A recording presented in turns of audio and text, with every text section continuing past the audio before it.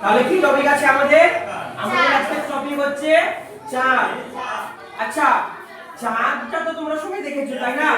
চাঁদ দেখেছো সবাই? সন্ধ্যাবেলার আকাশে আমরা চাঁদ দেখতে পাই, তাই তো?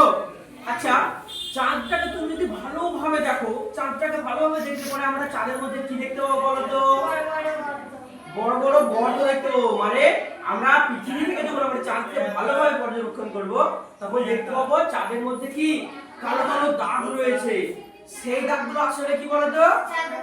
চাঁদের কলঙ্ক, যাকে বলা হয় চাঁদের কলঙ্ক। চাঁদের কলঙ্কটা হলো আসলে চাঁদের মধ্যে যে বড় বড় গর্ত থাকে, সেই গর্তগুলো। বুঝতে পেরেছো তো? তাহলে দেখো, আমাদের পৃথিবী থেকে যখন আমরা চাঁদকে দেখি, তখন কেমন জানি মনে হয় যে চকচক উজ্জ্বল উজ্জ্বল মনে হয় যে আলো জ্বলছে চাঁদে। কেন বলো তো আলো জ্বলে মনে হয়? বলো দেখি, দীপক বলো। পারবে না? কারণটা হলো আমাদের যে সূর্য রয়েছে, দেখো এটা যদি আমাদের সূর্য হয়, এটা যদি আমাদের সূর্য হয়, তো সূর্যের যে আলো রয়েছে সেই আলো আমাদের চাঁদের মধ্যে পড়ে। চাঁদের মধ্যে পড়ার পর আমাদের চাঁদের আলো রিফ্লেক্ট হয়ে আমাদের কোথায় আসে? পৃথিবীতে আসে।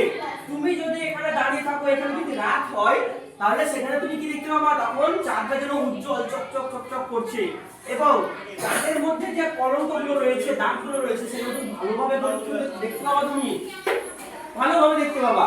তো সেগুলো হচ্ছে চাঁদের কলঙ্ক। এবং চাঁদটা কিন্তু আমাদের পৃথিবীর আশেপাশে ঘুরছে, তুমি জানো? আমাদের চাঁদটা হচ্ছে আমাদের উপগ্রহ, এবং চাঁদটা আমাদের এই পৃথিবীর চারপাশে কিন্তু পরিক্রমা করছে, তারা ঘুরছে, প্রতিনিয়ত সে ঘুরছে। এবং এটা ভালোভাবে লক্ষ্য করবা যে দেখবা আমাদের পৃথিবীটা কিন্তু কোথায় ঘুরছে? আমাদের পৃথিবী সূর্যের আশেপাশে। দেখো তাহলে কি হচ্ছে? আমাদের এখানে একটা লাইন আসছে, চাঁদ ঘুরছে আমাদের পৃথিবীর চারপাশে, আমাদের পৃথিবী ঘুরছে কোথায়? সূর্যের চারপাশে।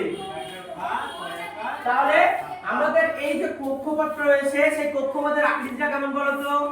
আমাদের পৃথিবীর কক্ষপথের আকৃতিটা কেমন? অনেকটা ডিম্বাকৃতির মতো, ডিমের মতো।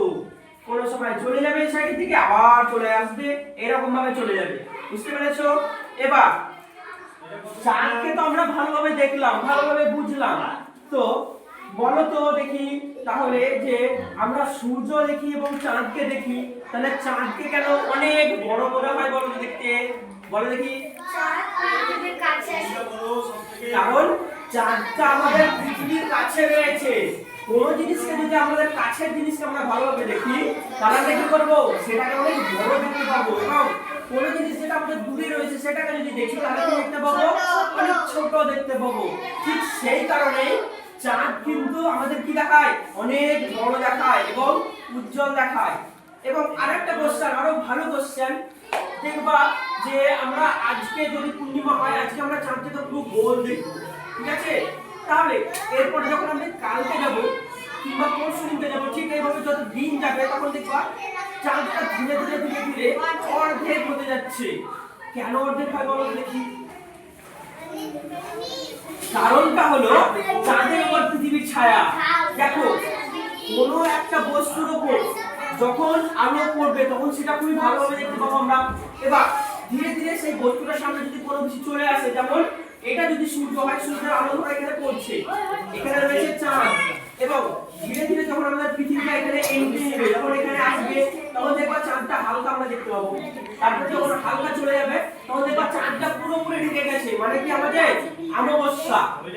এই যে অমাবস্যা পূর্ণিমা হতে টাইম কত লাগে জানো?